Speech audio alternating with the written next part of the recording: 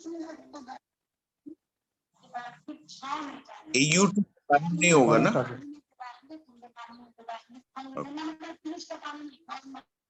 ठीक है।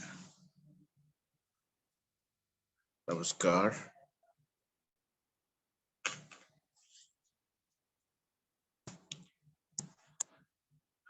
भावनम केवलम भावनम केवलम भावनम केवलम भावनम केवलम भावनम केवलम भावनम केवलम भावनम केवलम भावनम केवलम भावनम केवलम भावनम केवलम भावनम केवलम भावनम केवलम भावनम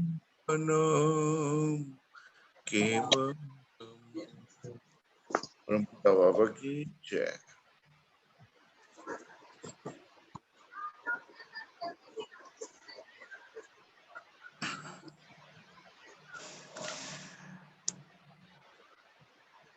तो आज हम लोग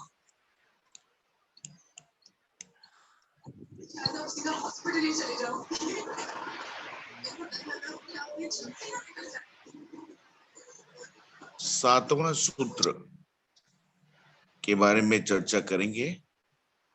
सातवां सूत्र कहता है तस्मात् धर्मः सदा कार्यः।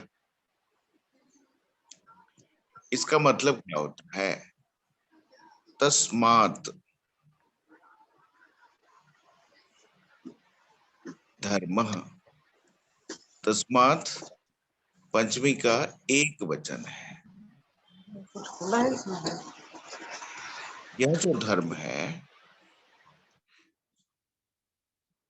जिसकी चर्चा हम लोगों ने पहले की है, मनुष्य में जो धर्म है, धर्म बोध है। धर्म बोध क्या है? परमात्मा की तरफ आगे बढ़ना, उसका प्रणिधान करना, धर्म साधना करना, सुबह शाम बैठना, ये धर्म साधना है। ये भागवत धर्म है, ये मानव मात्र का धर्म है। कहते हैं धर्म सूक्ष्म गति, धर्म की गति सूक्ष्म होती है। धर्म साधना मनुष्य का मैपन बोध करता है और मैपन बोध के भीतर ही परमात्मा का बृहत मैपन बोध स्थित है। इसीलिए कहा गया है धर्मस्य तत्त्वं निहितं गुहायाम महाजनो गतः येन सह पंथा। पंथ क्या है? तो पंथ यानी रास्ता। यक्ष पूछते हैं युधिष्ठिर से कि पंथ क्या है? तो कहते हैं पंथ क्या है? परमात्मा मनुष्य के मैपन बोध में छुपे हुए हैं, लोकायित हैं।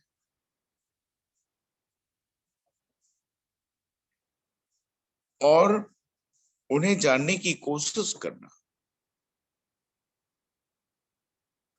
वह जो रास्ता है वही पंथ है। उसके अलावा दूसरा पंथ है ही नहीं और उसके अलावा कोई रास्ता नहीं है। बाबा अक्सर कहा करते थे नान्य पंथा विद्यते अनाय। और दूसरा कोई पंथ है ही नहीं, दूसरा कोई रास्ता नहीं है, दूसरा कोई विकल्प नहीं है। एक ही विकल्प है, एक ही रास्ता है। तो यह जो रास्ता है, यह जो विकल्प है, इस पर हमें अमल करना होगा। तस्मात् धर्मः सदा कार्य। कहा गया है सुखम वांछन्ति सर्वहि तच्च धर्मः समुद्भूतः तस्मात् धर्मः सदा कार्यः सर्ववर्णैः प्रयत्नतः। सुख पाने की चाह सभी जीवों में है, मनुष्य में भी है। और यही सुख पाने की जो ऐशना है, चाह है, वहां से धर्म की उद्भूति होती है। क्योंकि सुखम अनंतम आनंदम, अनंत सुख के बगैर शांत सुख पाकर मनुष्य जीवित नहीं रह सकता, संतुष्ट नहीं रह सकता, शांत नहीं रह सकता। उसे अनंत सुख चाहिए, उसे आनंद चाहिए, उसे ब्रह्मानंद चाहिए, उसे ब्रह्मोपलब्धि करने की आवश्यकता है। तो ब्रह्मोपलब्धि करने के लिए, ब्रह्मोपलब्धि का जो मार्ग है, वो जो निर्दिष्ट मार्ग है, सदगुरु से, तारक ब्रह्म से सीखनी होगी, आचार्य से सीखना होगा, और उसका अनुधावन करना होगा। उस रास्ते पर चलना पड़ेगा, उस मार्ग पर चलना पड़ेगा। जब तक हम उस मार्ग पर चलेंगे नहीं, जब तक हम उसको आचरणीय नहीं करेंगे, जब तक आचरण में नहीं लाएंगे, व्यवहार में नहीं लाएंगे, तब तक साधना की जो फलश्रुति है, परमात्मा की अनुभूति, उसकी उपलब्धि नहीं होगी, ब्रह्मानुभूति नहीं होगी। तो तस्मात् धर्म सदाकारी। तो धर्म की बात जो है वो केवल पढ़ने से नहीं होगा, सुनने से भी नहीं होगा, बल्कि उसे आचरण में लाना होगा। बहुत लोग ऐसा करते हैं, डेली रामायण का अध्ययन करेंगे, गीता का पाठ करते हैं, सत्संग सुनने के लिए भीड़ उमड़ पड़ती है, वहां सत्संग है, बहुत अच्छा लगता है, कर्ण प्रिय लगता है। अच्छी चीजें सुनने से अच्छा तो लगेगा ही, लेकिन केवल सुनने से अच्छा लगना, इससे तो धर्म का काम नहीं होगा। मैं उड़ीसा में था कई वर्षों तक। उड़ीसा में ऐसी मान्यता है, वहां पे भागवत टुंगी है, टुंगी मतलब छोटे छोटे आश्रम है, उसको टुंगी बोलते हैं। तो वहां पर हर टुंगी से साल में एक बार भागवत चर्चा होती है, भागवत कथा होती है। तो वहां के लोगों की मान्यता यह है कि भागवत कथा सुन लेने मात्र से ही धर्म कार्य पूरा हो जाता है, और कुछ करने की जरूरत नहीं है। और इस भागवत टुंगी में जो रहते हैं, साधु लोग जो रहते हैं, खूब गांजा पीते हैं, और उनका साथ देने के लिए ऐसे लोग आ जाते हैं।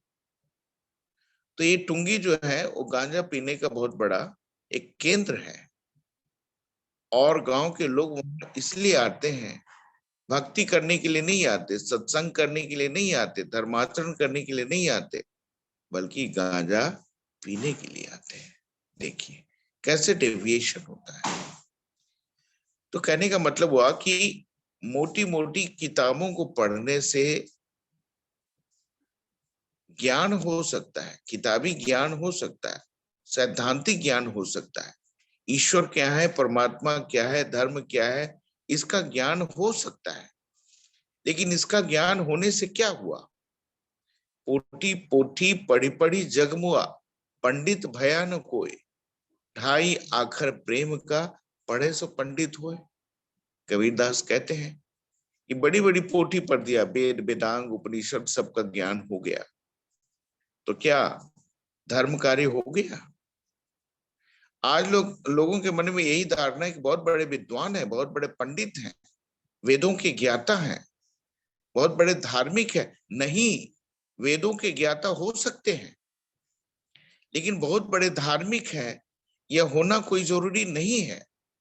क्योंकि धर्म उसे कहते हैं जो आचरण के द्वारा दिखता है, आचरणात् धर्मः। ब्रह्म साधना का अभ्यास, ब्रह्म साधना का अनुशीलन, यम नियम का पालन करना, षोडश विधि का पालन करना, पंचदश शील का पालन करना, आचरण विधियों का पालन जब तक हम नहीं करेंगे अपने जीवन में, तब तक धर्म का पालन नहीं हुआ। तो कहा जा रहा है तस्मात् धर्म सदा कार्य। यह जो धर्म है इसे हमें अभ्यास में लाना होगा। हर कर्म के पहले ब्रह्म भाव लेना होगा, मधु विद्या का आचरण करना होगा। मधु विद्या का अक्षरशः शब्दशः पालन हम तभी कर पाते हैं जब हम साधना करते हैं। मधु विद्या कोई सिद्धांत नहीं है, बल्कि मधु विद्या व्यवहार करने का सूत्र है। मधु विद्या का जब हम प्रयोग करते हैं तो क्या करते हैं, अपना जो स्व कर्तृत्व बोध है उसे हम परम पुरुष के तरफ डाइवर्ट कर देते हैं। We ascribe doership to परम पुरुषा। अभी हम सोचते हैं मैं कर रहा हूं। जब हम मधु विद्या का प्रयोग करते हैं तब हमारे मन में भाव आता है नहीं, मैं नहीं करता, करता तो वो है, मैं तो सिर्फ माध्यम हूं।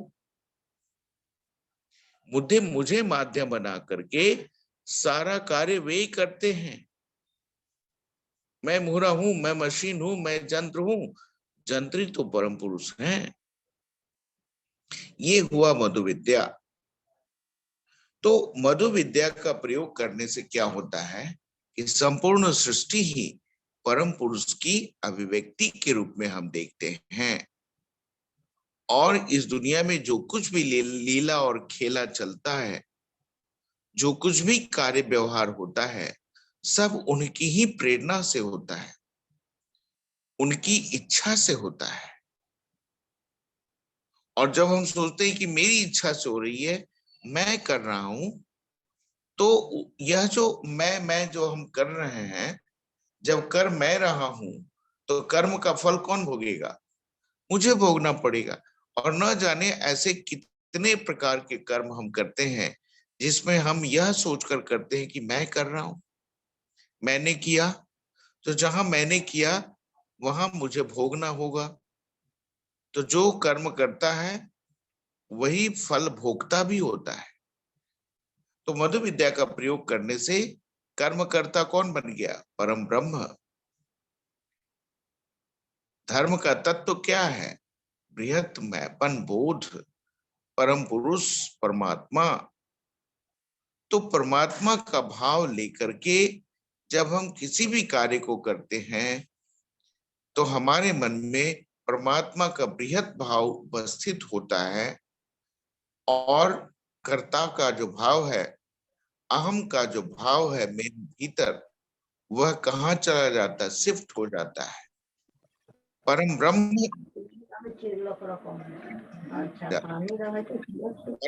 जब परम कर्ता बन जाते हैं तब क्या होता है, परम ब्रह्म जब परम कर्ता बन जाते हैं तब क्या होता है, तब हमें कर्ता की मुक्ति मिल जाती है। तब हम कर्ता नहीं होते, तब हम निमित्त मात्र बन जाते, मशीन बन जाते हैं। और किसका मशीन बन जाते, किसके हाथों का मशीन, कौन हमारा वाहक होता है, परम पुरुष। परम पुरुष मुझे चलाने लगते हैं, तब मेरी इच्छा परम पुरुष की इच्छा एक हो जाती है। स्वरस और परम रस, स्वरस परम रस के साथ मिलकर के एक हो जाता है। तो अल्टीमेटली जो करता है, जो सृष्टि करता है, जो जगत का सृष्टा है, वही सब कुछ हो जाता है, वही कर्ता हो जाता है, परम कर्ता हो जाता है। और जब वह परम कर्ता हो जाता है तब कोई भी कार्य सफल होने से नहीं रह सकता। ये है तो कहते तस्मात् धर्म सदा कार्य। यह जो धर्म है, परिधानं च धर्म, यह जो बृहत को पाने की तृष्णा है और उसके अनुरूप बृहत को पाने का जो प्रयास साधना, इच्छा रखना और साधना करना, दोनों दो चीज है। बहुत लोग इच्छा करते तो हैं लेकिन साधना नहीं करते, समय नहीं है, सुविधा नहीं है, नाना प्रकार के लॉजिक काम करते हैं। तो you have to go beyond चिक।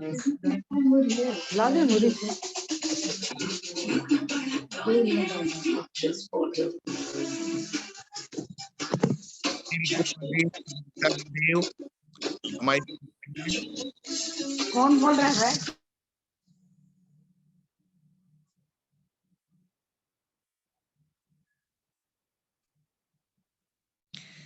तो यह जो परम कर्ता है, परम कर्ता परम पुरुष है। जब हम परम पुरुष को कर्ता बना देते हैं तो मेरे माध्यम से जो भी कार्य होते हैं उसके भोक्ता भी परम पुरुष ही हो जाते हैं। हम किए हुए कर्मों से बच जाते हैं। यह भी धार्मिक का एक बहुत बड़ा गुण है। जो अपने को धार्मिक कहते हैं वे किए हुए कर्मों के फल से, किए हुए कर्मों के भोग से अपने को अलग कर लेते हैं, मधु विद्या का प्रयोग करके, ब्रह्म भाव का अध्यारोपण करके। और यह कार्य हर कर्म करने के पीछे, हर कर्म करने के पहले करना होता है।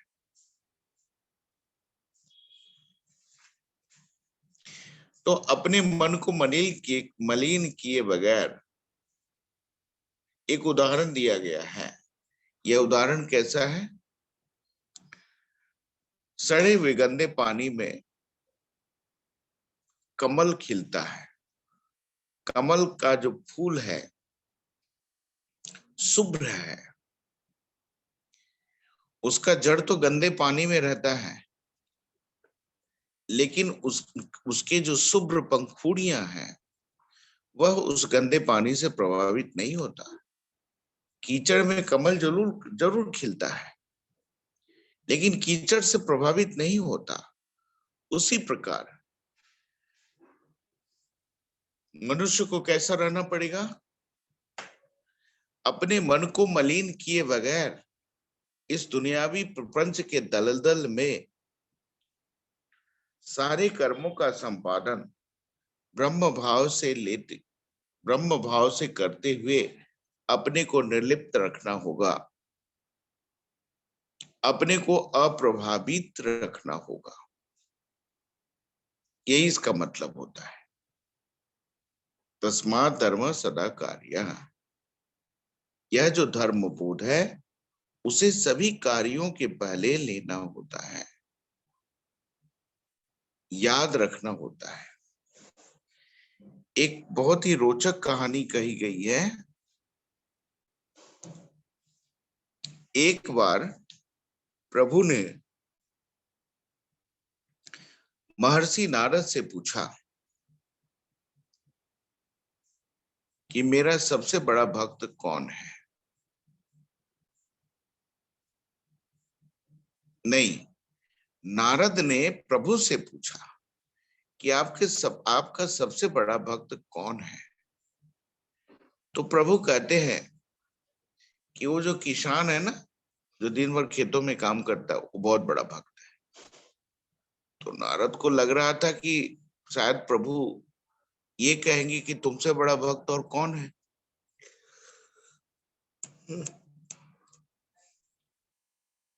क्योंकि नारद जो है, नारद का मतलब ही होता है जो भक्ति बांटते हैं, जो प्रभु का संदेश जन जन तक पहुंचाते हैं, उन्हें नारद कहते हैं। तो नारद का काम भी है प्रभु की चर्चा करना, सत्संग करना, प्रभु के बारे में बताना, उनकी अवस्था क्या है, कैसे चल रहा है, ये सारी बातें। तो जब प्रभु ने कहा कि वो जो किसान है वो सबसे बड़ा भक्त है, तो चले गए किसान के पास। कौतूहल बस उनके मन में जिज्ञासा जग गई कि भाई ये किसान जो खेतों में काम करता है, ये परमात्मा का, प्रभु का बड़ा भक्त कैसे बन सकता है?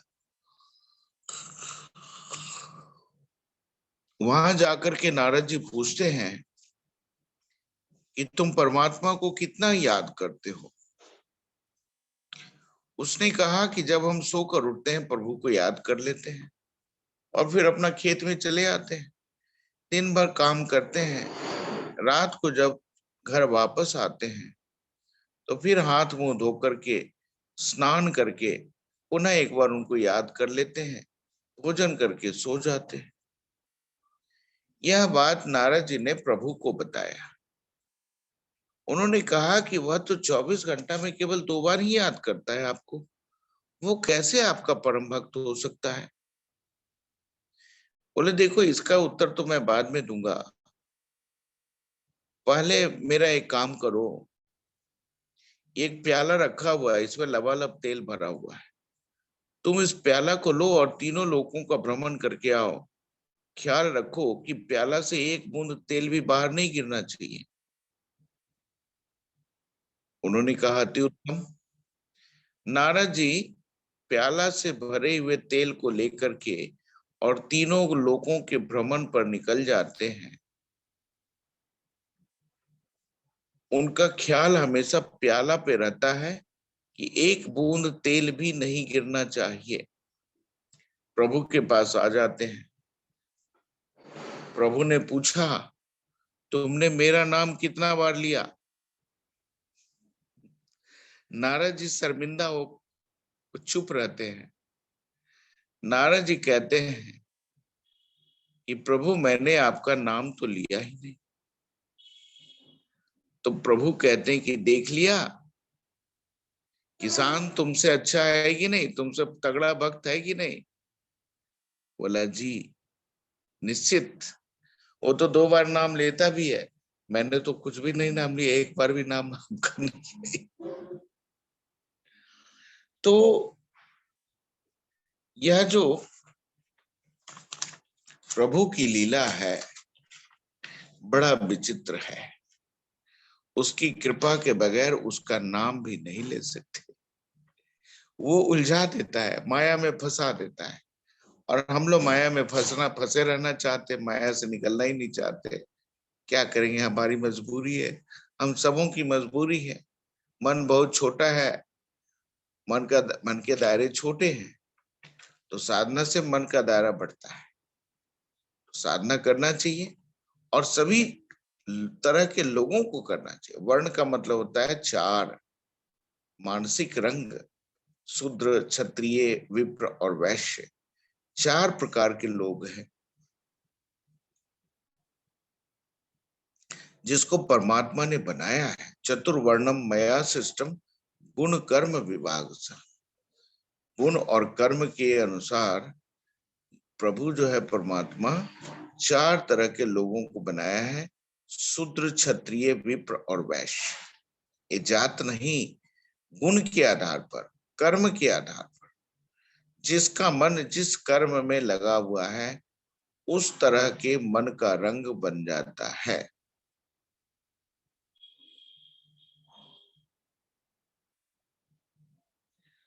जाति पर आधारित वर्ण व्यवस्था नहीं है। वर्ण व्यवस्था है मनुष्य का के मन का जो इंक्लिनेशन है, भाव है, उस पर आधारित।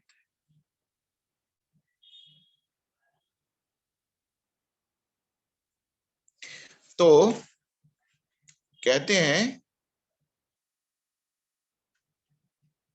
गांधारी कहती है धर्म की विशेषता। आखिर धर्म को कर्म में क्यों लाना चाहिए। तो कहा गया है धर्मो रक्षति रक्षितः। धर्म की जो रक्षा करता है, धर्म उसकी रक्षा करता है, करती है। वो कैसे। युद्ध के मैदान में जाना है और विजयी होना है। तो गांधारी के 100 पुत्र थे, 100 पुत्र उनके पास आते हैं और कहते हैं मां आशीर्वाद दो। आशीर्वाद में क्या कहा उन्होंने, जतो कृष्ण ततो धर्म, जतो धर्म ततो जय। जहां कृष्ण है वहां धर्म है।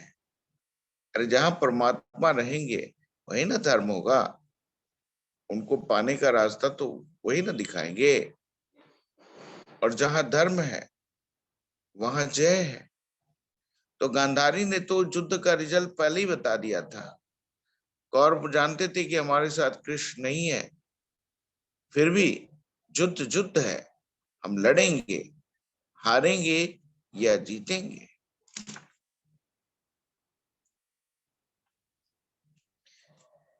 कहा गया है कि जब तक धर्म की अनुभूति व्यवहार में नहीं होती है तब तक मोटे मोटे पुस्तकों को पढ़ने से कोई लाभ नहीं होता। अनुभूति बिना मूढ़ो वृथा ब्रह्म निबोधते, प्रतिबिंबित साखाग्र फला स्वादन मोदवत। मैत्रेयी श्रुति से लिया गया है। अनुभूति बिना मूढ़ो, अनुभूति नहीं है, ज्ञान है। तो अनुभूति के बगैर केवल ज्ञान है तो उसे कोई लाभ नहीं मिलेगा। यह उसी प्रकार है कि पेड़ में आम का फल लगा हुआ है और वृक्ष में वह आम प्रतिबिंबित हो रहा है। तो क्या सॉरी, पानी में, तालाब में आम का प्रतिबिंब दिख रहा है, तो क्या तालाब में आम के प्रतिबिंब का स्वाद लिया जा सकता है? नहीं लिया जा सकता। आम के पेड़ पर चढ़ना पड़ेगा और उसे खाना पड़ेगा, तब पता चलेगा कि लंगड़ा आम है कि मालदा आम है, कौन सा आम है, या दशहरी आम है।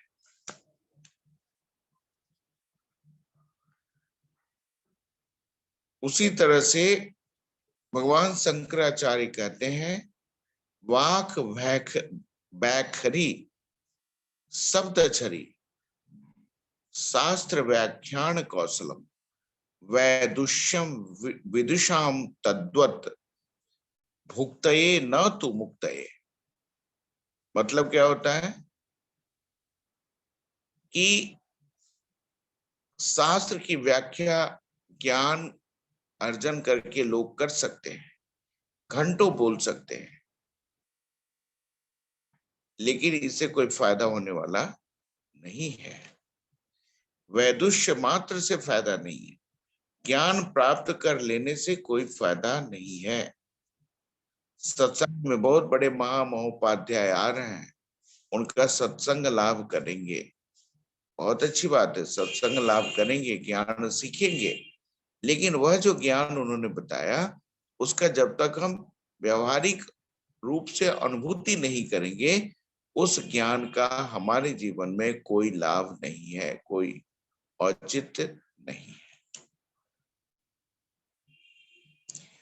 तो परम ब्रह्म की उपलब्धि जो धर्म का सबसे बड़ा लक्ष्य है, धर्म का लक्ष्य क्या है? ईश्वर परिधान का लक्ष्य है तदस्थिति में प्रतिष्ठित होना, परम पुरुष को प्राप्त करना, परम पुरुष की अनुभूति करना। अब परम पुरुष की अनुभूति तब तक नहीं होगी जब तक उनके प्रति निष्ठा नहीं होगा, जब तक उनकी कृपा का हम पात्र नहीं बन जाते। तो अपने को परम पुरुष की कृपा का पात्र बनाना होगा। इससे संबंधित महर्षि नारद कहते हैं, महद कृपा भगवत कृपा लेशाद्वा। महत की कृपा और भगवत कृपा लेश मात्र चाहिए, कण मात्र चाहिए। कण मात्र से ज्यादा प्रभु की कृपा की आवश्यकता नहीं है। बाबा श्री श्री आनंद मूर्ति जी कहते हैं कि मान लो कि कोई बालक बहुत ही मेधावी, उसमें विलक्षणता है, लेकिन उससे क्या हुआ? जब तक उसको प्रॉपर मार्गदर्शन नहीं मिलेगा तब तक उसमें कितना भी ज्ञान की संभावना है, क्या मतलब है? तो आध्यात्मिक भावधारा पैदा करने के लिए मनुष्य को उचित मार्गदर्शन की आवश्यकता है, और ये काम सद्गुरु करते हैं, तारक ब्रह्म करते हैं। तारक ब्रह्म ही प्रकृत ज्ञान का प्रवर्तन करते हैं, और उस ज्ञान को पा करके सत्य निष्ठा और समर्पण के साथ मनुष्य जब उसे कार्य में नहीं लगाता, तब तक भक्ति का जागरण नहीं होता। केवल ज्ञान से कुछ नहीं होगा, ज्ञान के साथ साथ कर्म भी करना होगा। और सबसे अच्छा तो ये है कि जिस प्रकार का आपने ज्ञान प्राप्त किया, उस ज्ञान को, उस ज्ञान के अनुरूप कर्म आप कर रहे हैं, तो उस पर्टिकुलर नॉलेज में की अनुभूति जब तक नहीं हुई, ब्रह्म ज्ञान हो गया, रामायण पढ़ लिया, गीता पढ़ लिया, वेद पढ़ लिया, उपनिषद पढ़ लिया, तंत्र पढ़ लिया, सब कुछ पढ़ लिया, लेकिन अनुभूति शून्य है, तो ज्ञान का अहंकार हो जाएगा, झूठा अहंकार। उससे कोई फायदा नहीं है, कुंठित हो जाएगा मन, जाम हो जाएगा। जैसे पेट जाम हो जाता लोगों को, योगाभ्यास नहीं करने से, उच्छेद मुद्रा नहीं करने से क्या होता है? पेट जाम हो जाता है।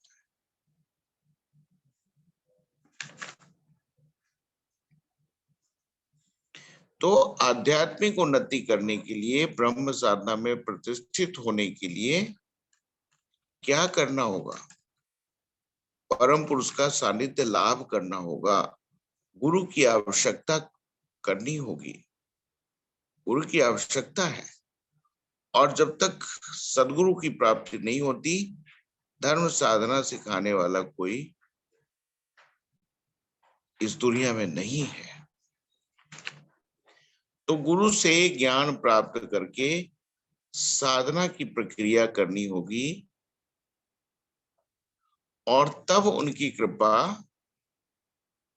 की बारिश होगी।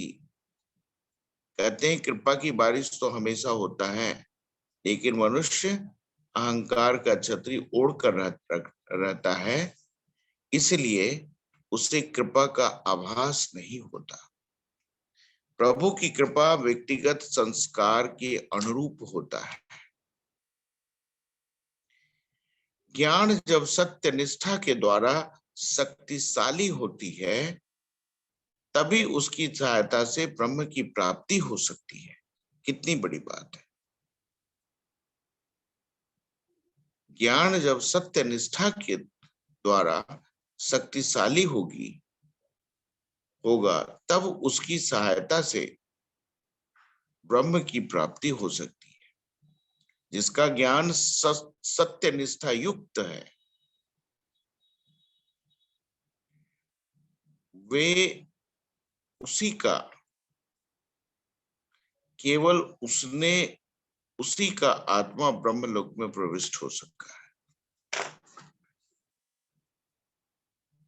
ब्रह्मलोक में प्रतिष्ठित होने के लिए, तद स्थिति को प्राप्त करने के लिए सत्य निष्ठा का होना आवश्यक है, और सत्य निष्ठा सत्ताश्रयी होने से होता है। मनोमय कोश के जितने कर्वेचर हैं छोटे मोटे, उसे मिटाना होगा, और केवल साधना में रत होना होगा।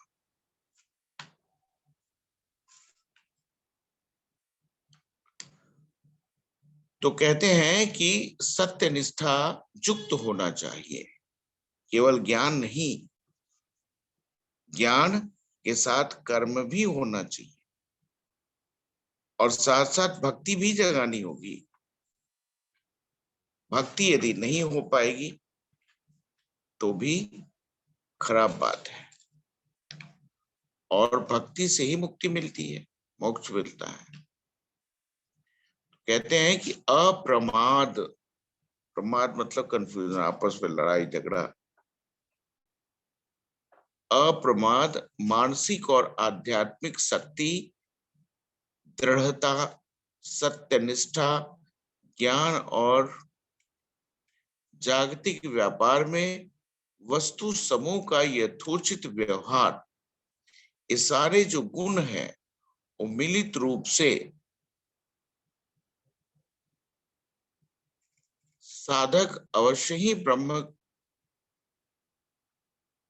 की उपलब्धि कर सकेंगे, अन्यथा ब्रह्म की उपलब्धि, प्रभु का की अनुभूति असंभव है। तो हम लोगों ने देखा आज तस्मात् धर्मः सदा कार्यः, यह जो धर्म भाव है, जिसे क्या कहते हैं बृहदेशना, तो बृहदेशना का जो भाव है उसका प्रणिधान करना होगा। पहली बात, व्यवहारिक जीवन में हमें यम नियम का पालन करना होगा, धार्मिक के 10 लक्षणों का पालन करना होगा इत्मीनान से।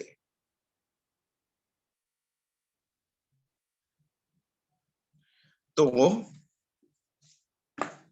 तस्मात् धर्मः सदा कार्यः, इसका मतलब यही होता है। और मधु विद्या, कीर्तन, साधना, ये सभी हमें धर्म भाव को व्यवहारिक जगत में प्रतिष्ठित करने में मदद करते हैं। इसलिए इन चीजों में आलस्य या प्रमाद नहीं करना चाहिए। ऐसा जो करते हैं वे सत्याश्रयी नहीं हो सकते, उनमें परमात्मा की भक्ति का अभाव है, उन्हें समय लगेगा, ये उन्हें जानना चाहिए। तो यही है आज का विषय। इन्हीं को कोई प्रश्न है तो कर सकते हैं।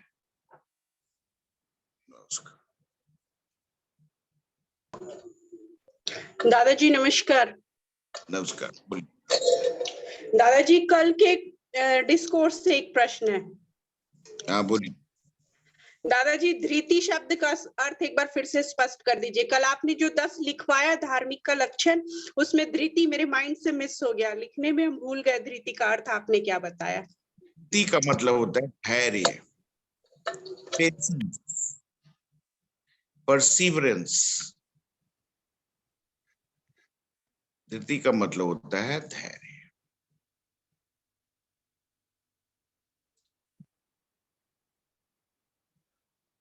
और कोई प्रश्न है किन्हीं का?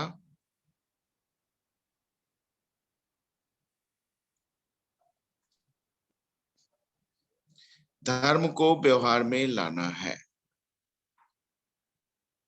तभी काम बनेगा, नहीं तो बना हुआ काम बिगड़ जाएगा।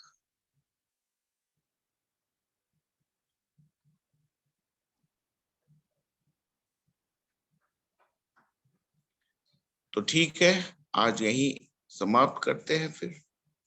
नमस्कार दादाजी। कुछ कहना है बोलिए, पूछना है?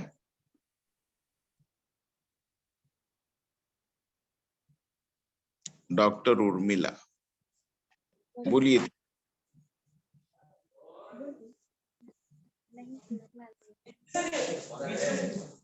दादाजी इतना कम से क्लियर हो जाता है, आवाज बहुत में आ अच्छा। जाता था जी।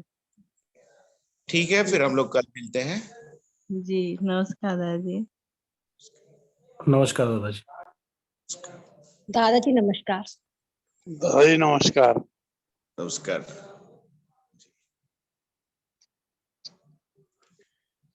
मीटिंग एंड करता हूँ।